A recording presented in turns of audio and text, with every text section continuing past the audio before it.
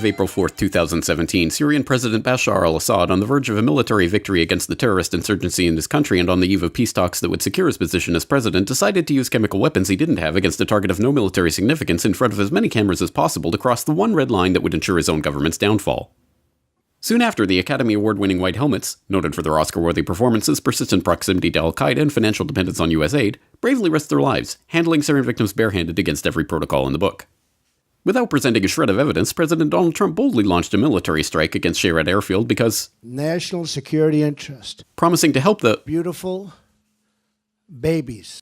Offer does not apply to babies in Gaza, Yemen, Pakistan, or basically anywhere else. That military strike, a volley of 59 Tomahawk land attack missiles of which 23 actually made it to the target, failed to take out a single runway or even keep the airbase from operating for even 24 hours, but was a complete success for ExxonMobil, Raytheon, and Donald Trump. No one could question the wisdom of striking Syria, except Donald Trump, and no one could oppose such a move, except Russia.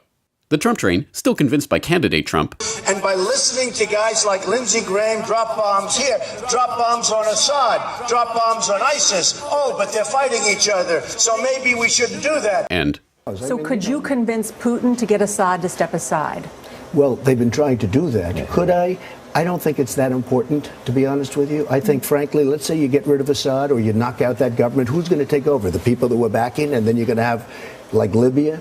Concluded that this was seventh-dimensional backgammon to make China afraid of the U.S.'s willingness to spend $100 million in a fearsome show of failing to destroy a single airfield.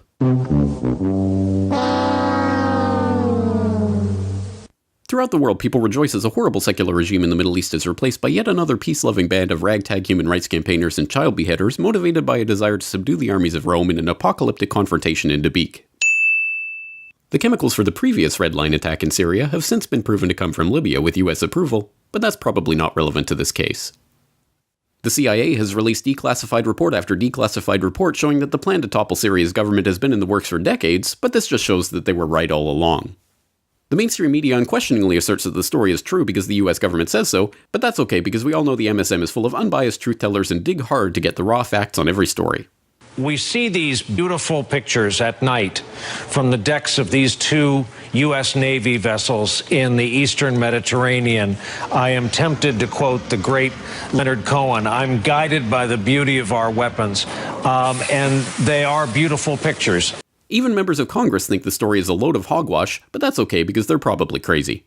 Because frankly, I don't think Assad would have done that. It does not serve his interests. It would tend to draw us into that civil war even further. Who do you think is behind it? Who do you think is behind it? Meanwhile, the White House has released a report on its intelligence about the chemical attack that refutes its own version of the story, but that's okay because when has the White House ever lied people into war? This man doesn't exist, and if you think he does, you're an enemy of humanity who should apologize for having been born. Likewise, him, her, him, and him and her. This is the 100% true story of the Syria strikes, and if you support sites like the Corporate Report that question it in any way, you are a moonbeam, fake news, tyrant-loving, hippie-pinko Russian agent and should commit ritual suicide immediately.